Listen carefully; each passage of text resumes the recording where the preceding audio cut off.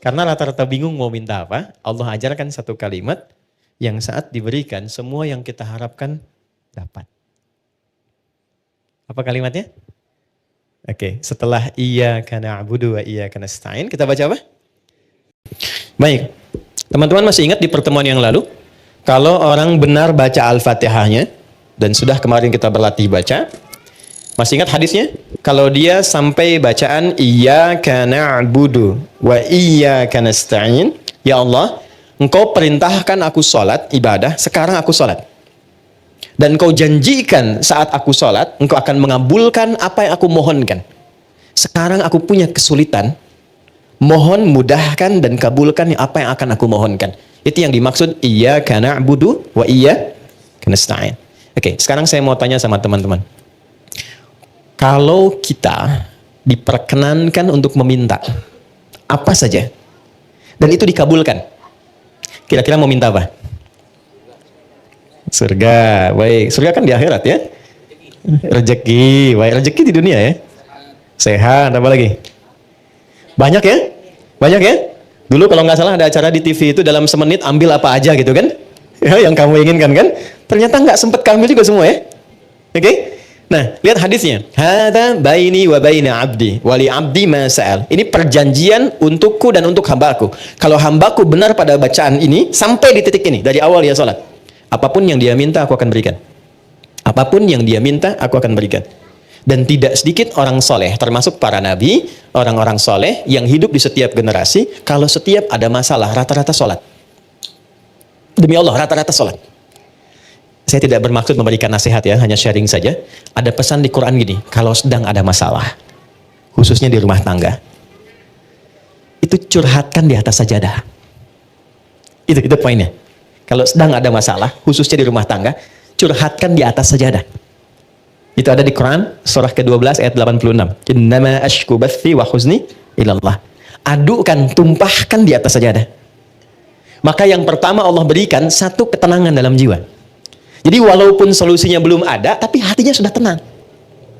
Ya. Awas sajadahnya nggak usah dilebarkan sampai ke Instagram, ke Facebook, nggak usah. Di tempat kita ya.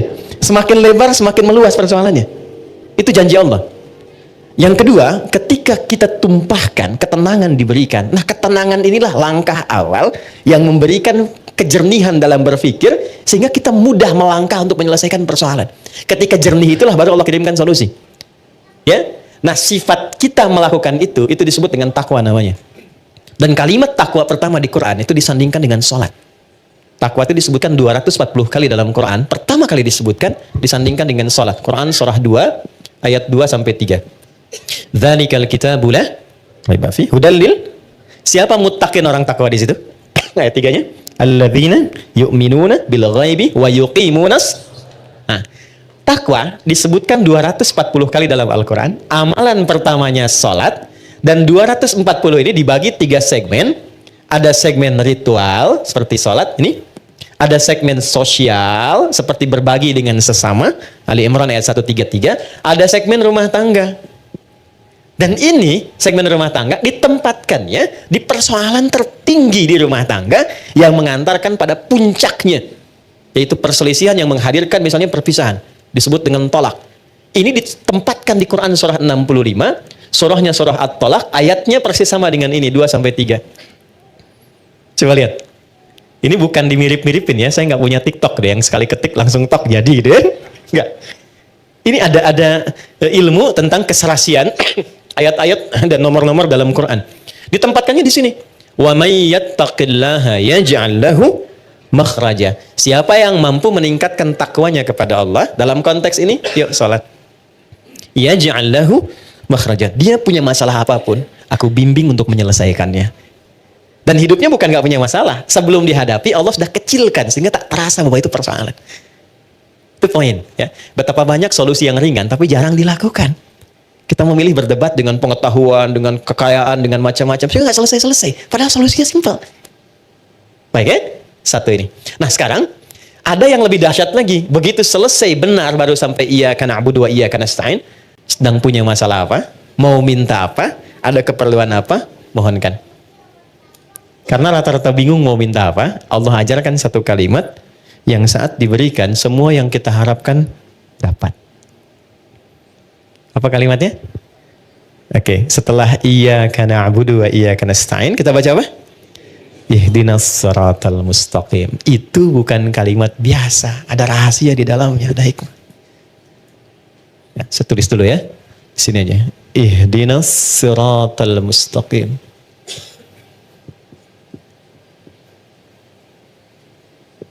Ya. Pelan-pelan. Nanti kita belajar sama-sama cara baca ini dan menyelaraskannya dengan suasana hati kita seperti apa. Karena ini dijawab nanti ketika kita baca, ada jawabannya di ayat lain. Baik ya? Ihdinas siratal mustaqim. Nah, teman-teman kalau diterjemahkannya apa? Tunjukkan kami jalan yang lurus. Ah, itu terjemah tekstual. Baik ya?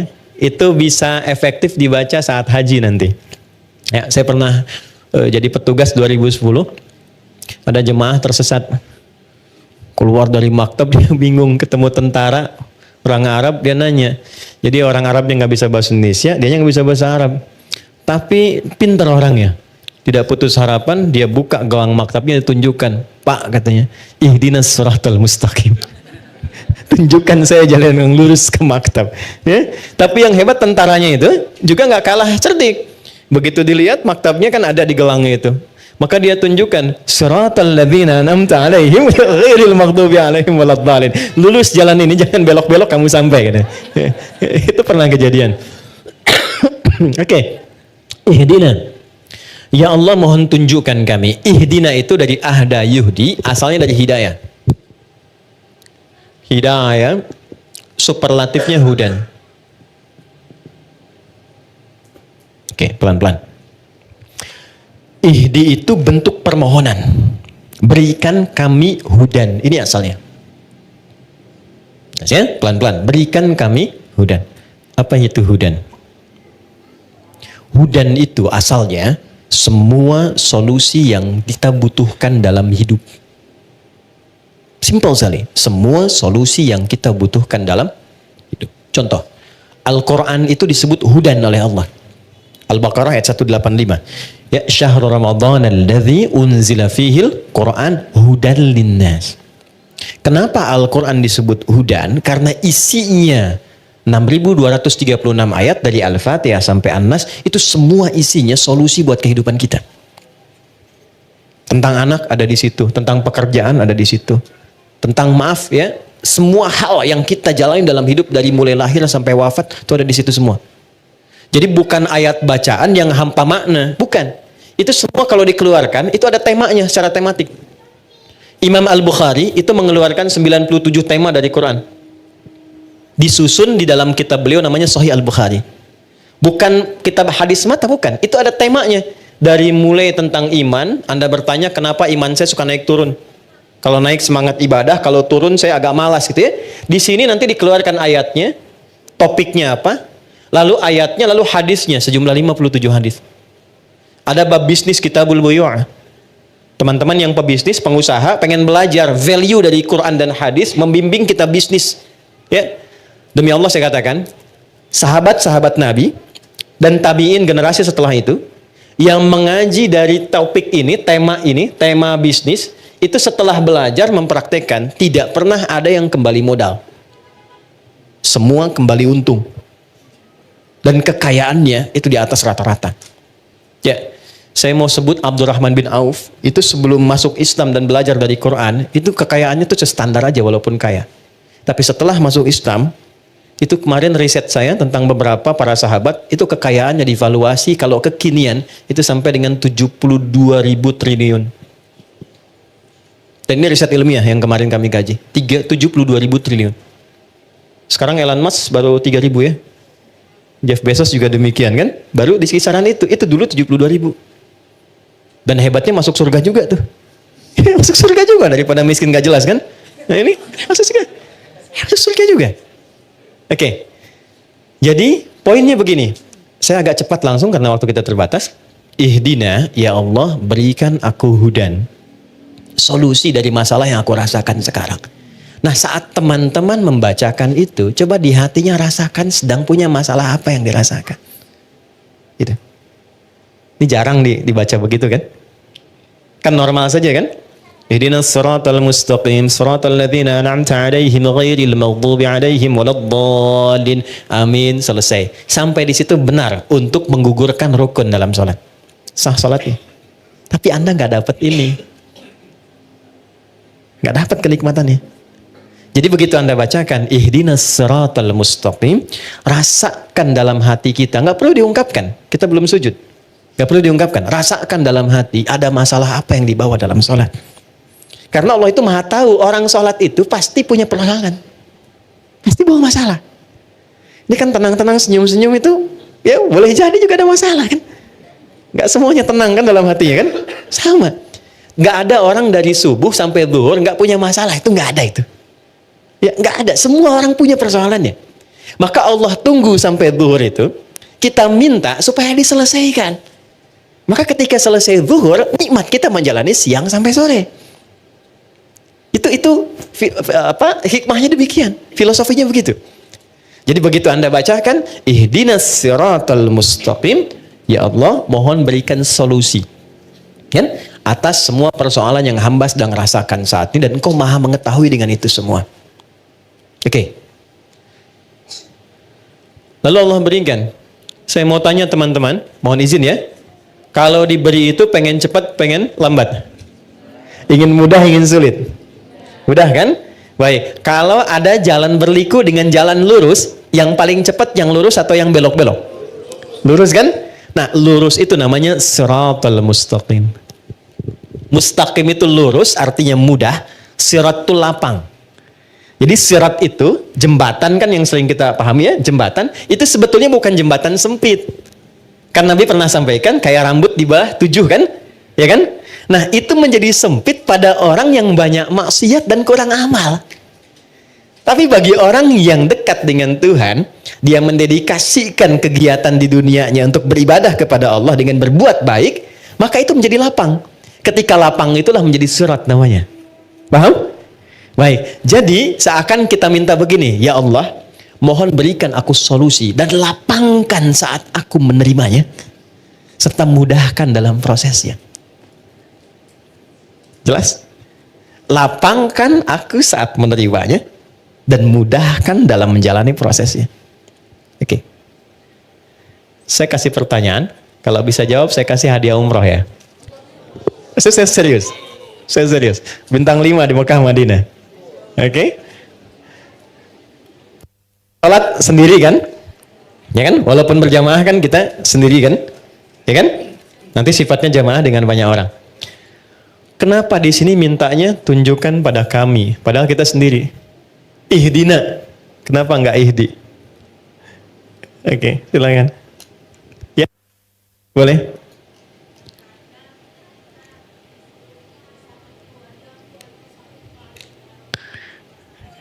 Bagus, bagus jawabannya. Sampai Cengkareng tuh.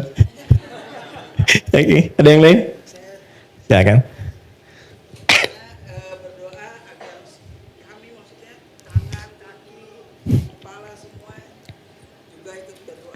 Bagus.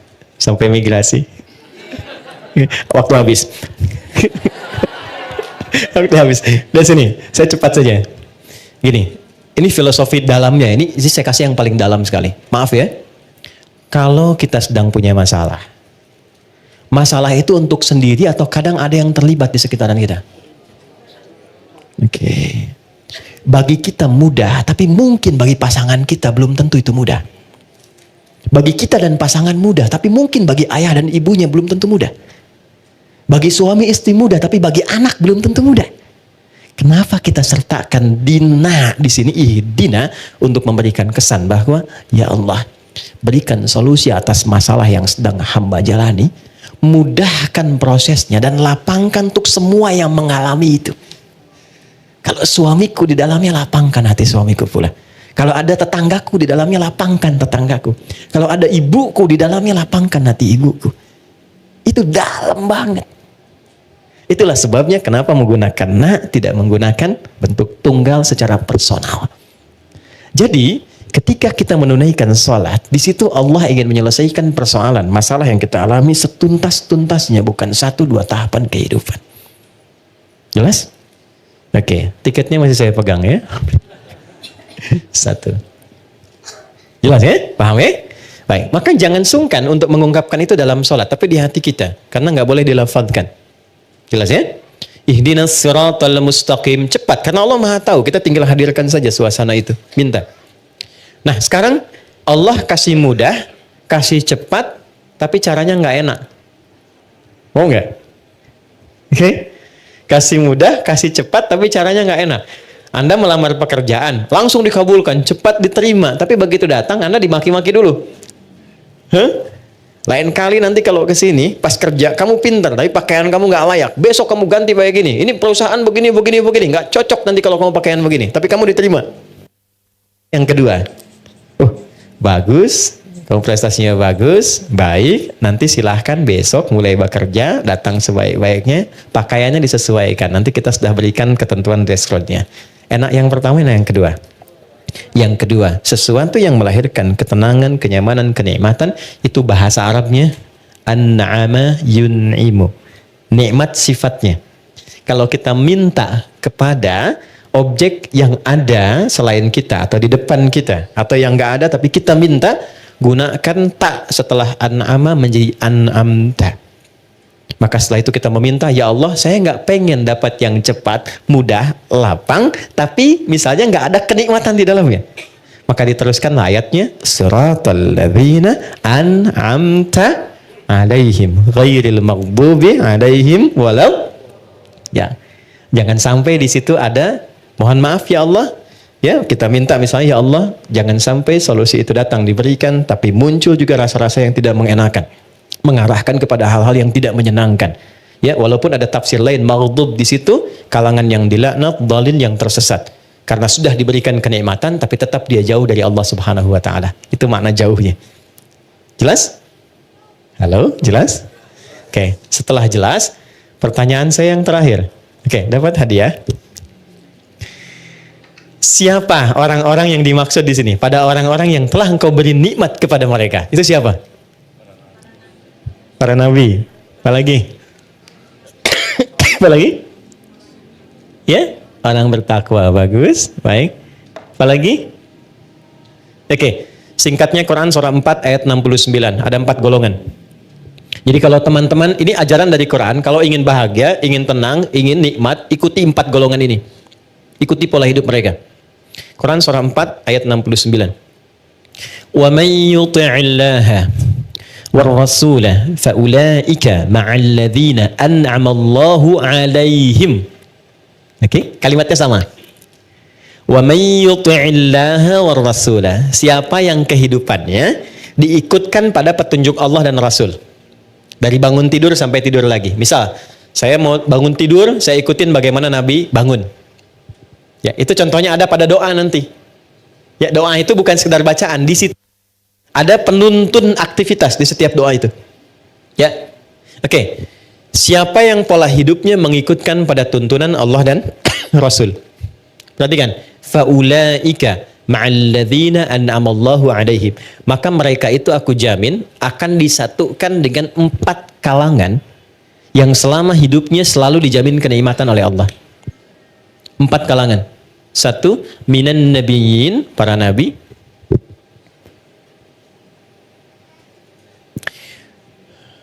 2, siddiqin, orang-orang yang membenarkan Quran dan mengamalkannya.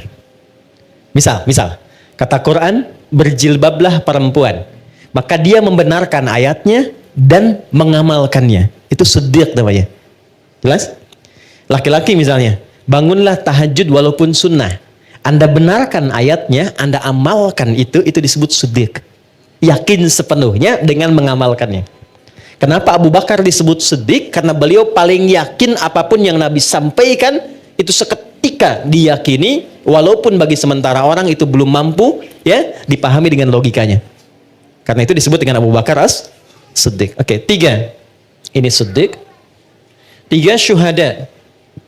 Orang yang wafat, yang saat hidupnya sering mendedikasikan kegiatannya untuk ibadah. Maaf ya, jangan hanya dipahami berperang misalnya secara militer, tidak. Anda bekerja niatkan karena Allah. Di rumah tangga niatkan karena Allah. Posisikan istri sebagai titipan Allah, istri suami sebagai titipan Allah. Menyayanginya karena Allah. Posisikan anak sebagai titipan Allah. Saya tanya teman-teman nih, antum cintai istri itu karena Allah atau karena sayang? Berat sekali jawabnya ya. Oke. Anda cintai anak itu karena Allah atau karena sayang? Oke, kalau karena Allah itu ada dua cirinya. Satu, dia akan memastikan yang dicintainya itu selalu berada dalam hukum-hukum Allah. Oke? Jangan dibayangkan terlalu ekstrim, tidak. Ya, misalnya apa? Sholat, diajak sholat. Diingatkan ngaji misalnya. Didekatkan pada yang baik-baik. Istri pesan ke suami, cari yang halal ya. Jangan pernah datangkan yang haram misalnya. Itu sudah cukup menjadikan Anda berjuang hidup untuk menaati Allah. Kalau wafat, itu disebut wafatnya fi sabilillah, orang yang disebut syahid, jamannya syuhada. Jadi ada 3 jenis syuhada itu, syuhada yang wafat saat ada dinas militer, ya, itu langsung syahidnya dunia akhirat. Ada syahidnya seperti tadi saya sampaikan, merawat anak karena Allah, ibunya meninggal, syahid, syahidnya syahid akhirat. Dimakamkan seperti biasa, tapi statusnya syahid. Itu kenikmatan surganya luar biasa.